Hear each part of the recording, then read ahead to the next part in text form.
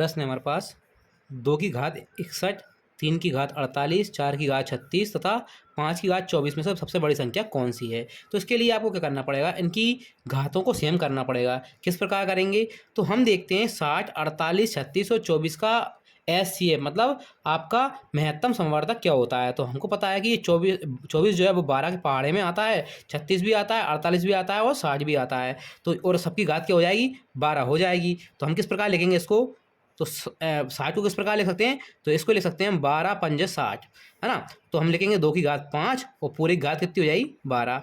इसी प्रकार इसको लिखना है तो 12 चौके 48, तो 12, है ना, सॉरी ये हो जाएगा आपका 3, 3 की घात क्या लिखेंगे इसको 12 चौके 48, तो 3 की घात लिखेंगे हम 4 और पूरे घात लिखेंगे क्या 12। और इसी प्रकार इसको लिखना है 4, तो 12 तिया 36, इसको किस प्रकार लिखते हैं 12 तिया 36, तो हम लिखेंगे 4 की घात 3 और पूरे घात क्या 12।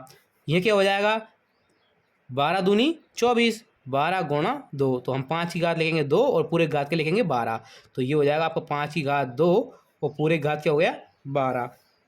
2 की घात 5 का मतलब 2 गुणा 2 गुणा 2 गुणा 2, 5 बार 2 का गुणा करना है, तो कितना आ जाएगा आपका 32 आ जाएगा, तो ये हो जाएगी 32 की घात 12। फिर ये 3 की घात 4 मतलब 3 तिया 9, 9 तिया 27, 27 तिया कितने हुआ 81, तो ये हो गई 81 की घात 12। फिर 4 का 3 बार 4 चौका 16 और 16 चौके 64, 64 की घात कितना आ रहा है 12।